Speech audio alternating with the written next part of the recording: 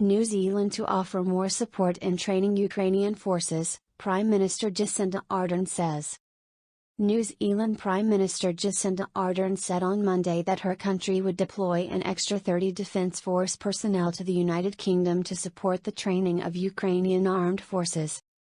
The soldiers will be stationed in the United Kingdom until the end of July, Ardern said.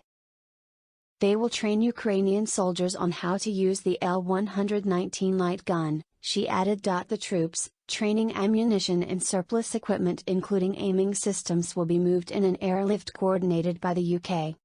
This follows a previous deployment of 66 New Zealand Defence Force personnel in April along with the Royal New Zealand Air Force C-130 Hercules.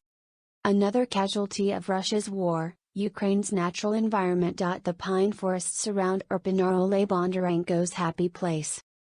He discovered them as a child, when his mom sent him to the area for summer camp, and he has been coming back ever since. It's a place full of memories. Vortsel, Irpin, Buka, the forests, the fresh air. For me, this is a place of respite, the 64-year-old environmental scientist told CNN during a recent trip to Irpin. The hour-long journey from Kyiv, a trip he has made many times over the decades, was filled with anguish for Bondarenko, who worried what he would find in Irpin.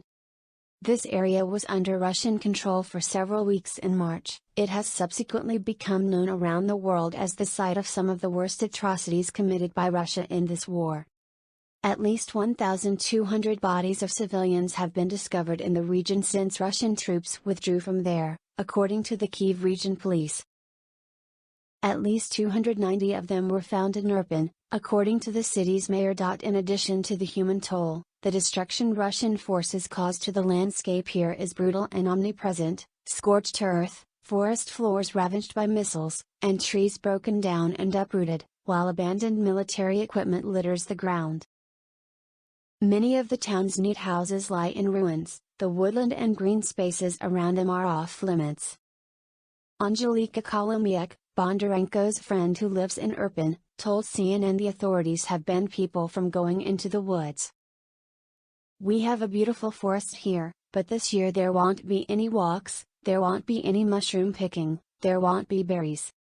We are not allowed to go in because of mines and unexploded missiles, she said. While the world's eyes are focused on the human suffering brought about by Russia's invasion, environmental experts in Ukraine are keeping a close record of the environmental damage it has caused, to try to repair it as soon as possible, and in hopes of extracting reparations. Russian officer risked it all to quit Putin's war. It took a few weeks of sleeping on crates of grenades for a bed and hiding his face from Ukrainians amid a growing sense of guilt, for the Russian junior officer to come to his conclusion: this wasn't his battle to fight. We were dirty and tired. People around us were dying. I didn't want to feel like I was part of it, but I was a part of it, the officer told CNN. He said he went to find his commander and resigned his commission on the spot. His story is remarkable, but it could also be one of many, according to opponents of the war in Russia as well as in Ukraine, who say they have heard of a lot of cases of soldiers, both professional and conscript, refusing to fight. Russian troops have been struggling with low morale and heavy losses in Ukraine, according to the assessments by Western officials including the Pentagon. Staggering milestone as over 100 million people forced to flee conflict, a record propelled by Ukraine war.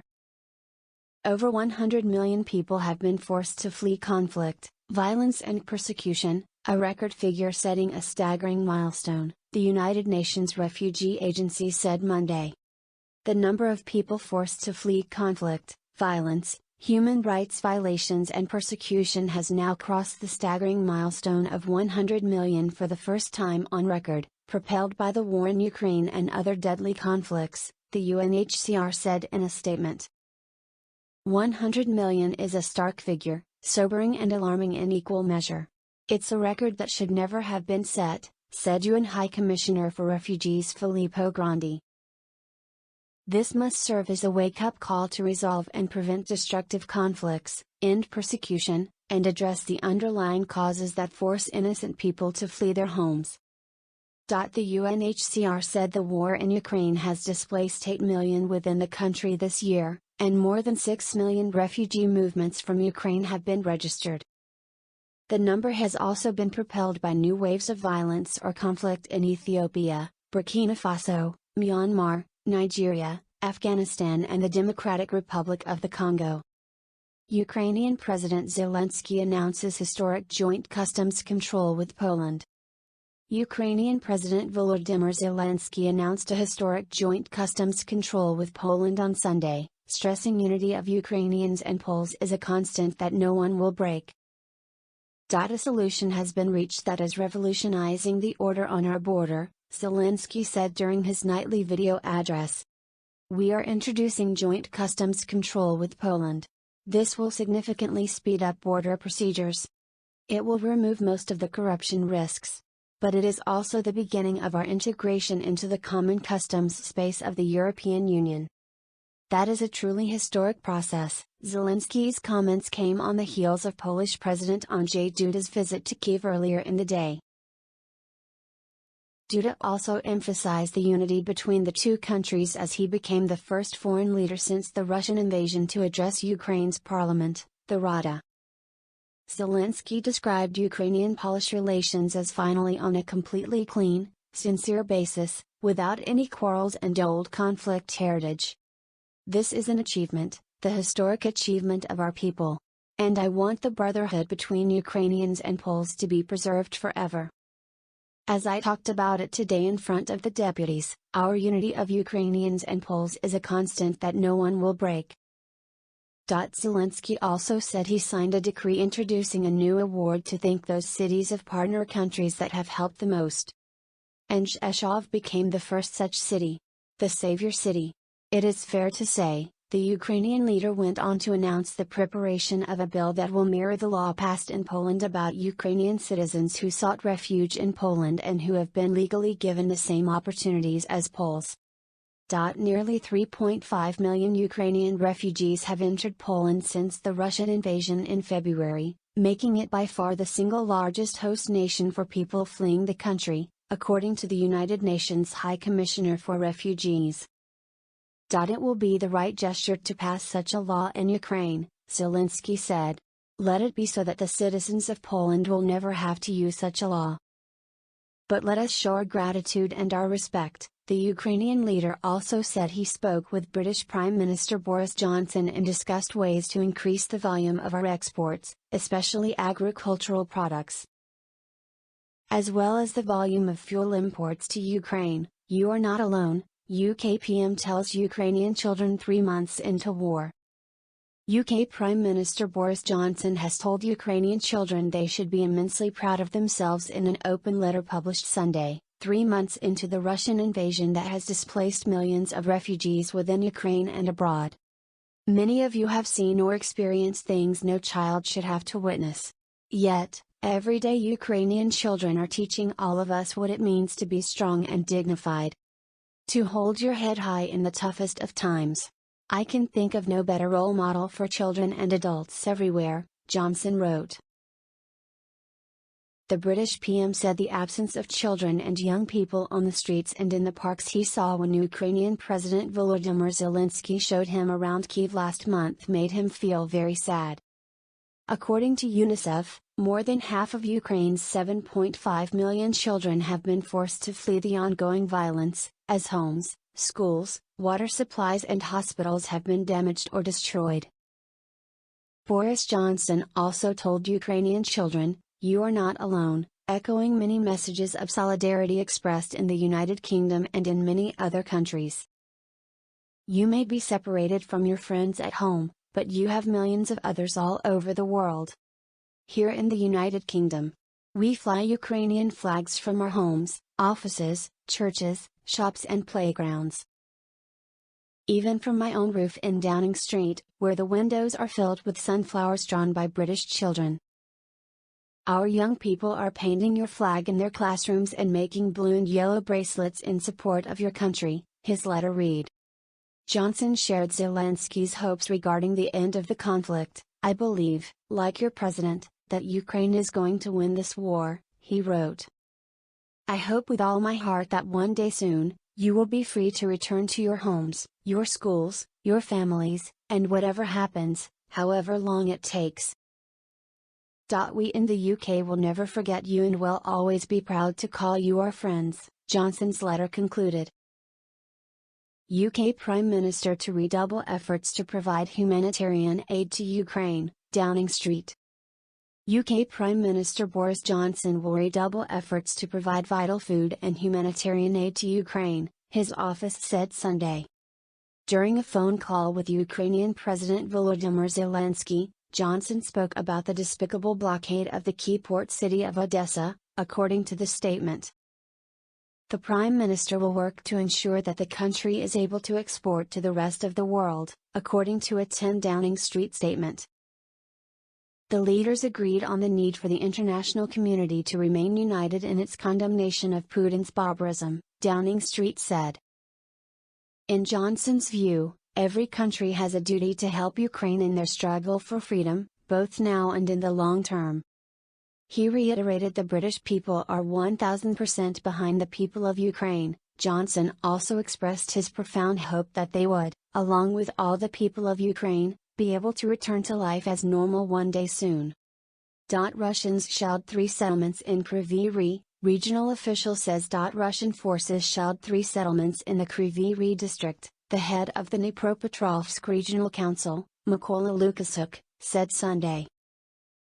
Lukashuk said in a post on his Telegram page 10 shells flew into Maryansk village, and 2 more strikes hit Apostolov community. Infrastructure facilities were not affected, he added. He also reported 1 Russian missile fell into the Samara River in Pavlograd district. According to Lukashuk, there were no casualties. Other districts of Dnipropetrovsk region were not attacked today. There are no Russian occupation troops in the region, he said. At least 1 person killed in Russian missile attack on Zhytomyr, regional official says. At least 1 person was killed in a Russian missile attack on Malin, in the Zhytomyr region, west of Kyiv, a senior Ukrainian military official said Sunday. So far I can't say anything more specific, except that the information about 1 victim has already been confirmed. The blow to Malin is very similar to the one on May 20th. There was a fire at the scene, it was extinguished literally just now, closer to 7 o'clock in the evening, said Vitaly Bunchko, the head of Zhytomyr's regional military administration. His comments were reported in a Telegram post by Ukraine's Center for Strategic Communications and Information Security. It's 11 p.m. in Kyiv. Here's what you need to know. Russian forces attacked Severodonetsk in eastern Ukraine from several directions overnight but were repelled to previous positions, President Zelensky's office said on Sunday. 7 houses in Severodonetsk and at least 27 houses in surrounding towns and villages were damaged, according to the statement from the office. The attack on Severodonetsk was part of a broader assault along the line of contact between Russian and Ukrainian forces, the Ukrainian Military General Staff said. The enemy forces are preparing to resume the offensive in the Slavyansk direction, the Ukrainian General Staff said, referring to another key city in the area. Russian forces have also destroyed the Pavlograd bridge between Severodonetsk and Lysychansk in the Luhansk region, says the Ukrainian head of the regional military administration. Severodonetsk and Slavyansk are key to controlling Ukraine's Luhansk region. Parts of Luhansk and neighboring Donetsk have been controlled by Russian-backed separatists since 2014. Here are more of the latest headlines from the Russia-Ukraine war: Ukrainian Air Command, Russia fired missiles into Zhytomyr region. Ukraine's Air Command Center said Russian forces fired missiles at infrastructure facilities in the Zhytomyr region on Sunday. The Zhytomyr region was attacked from the southeastern direction by naval-based cruise missiles, according to Ukraine's Air Command Center on Facebook.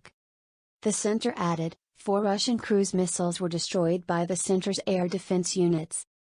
3 missiles were destroyed by aircraft, and 1 by an anti-aircraft missile unit of the Ukrainian Air Force, they added. The Zhytomyr region sits to the west of Kyiv. Venue usually used by Russia to promote itself in Davos has been rebranded as the Russian War Crimes House. The venue typically used by Russia to promote itself at the World Economic Forum, WEF, in Davos has been rebranded as the Russian War Crimes House. Russia House was used to host events at WEF by Russians for many years. A Ukrainian businessman, working with WEF, has turned the venue into an exhibition depicting the devastation and destruction of the war in Ukraine. Organized by the Viktor Pinchuk Foundation and Pinchuk Art Center, an international center for contemporary art based in Kyiv, the exhibition aims to inform about the main facts, share faces, names and dates, and provide at least some of the victims a platform from which to tell their real story, the foundation said in a press release.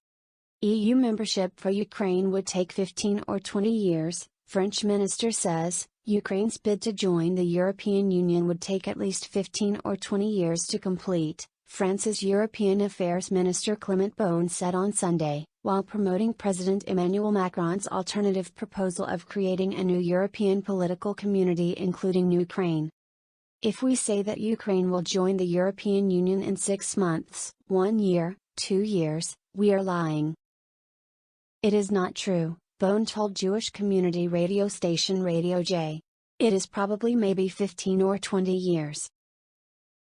No matter what, it's very long, he added. Russians introduced new controls on Mariupol movement, mayor's advisor says. The Russian forces that control Mariupol have started requiring permits for cars entering and exiting the occupied Ukrainian city, an advisor to the city's Ukrainian mayor said Sunday. Petro Andrushchenko, the advisor, also warned that deportations of Ukrainians from the region were increasing. Under the restrictions introduced Saturday, cars and passengers entering the city need single-use passes issued by a Russian commandant in Manhush-Vinohradny, towns to the west and east of the occupied city, Andrushchenko said.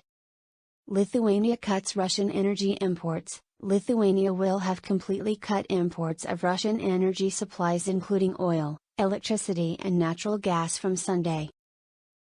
The country's Ministry of Energy said in a statement on Friday that the Pan-European Power Exchange Nord Pool had decided to stop trading Russian electricity with its only importer in the Baltic states, Russian utility Interal, meaning the country would no longer be importing any Russian energy.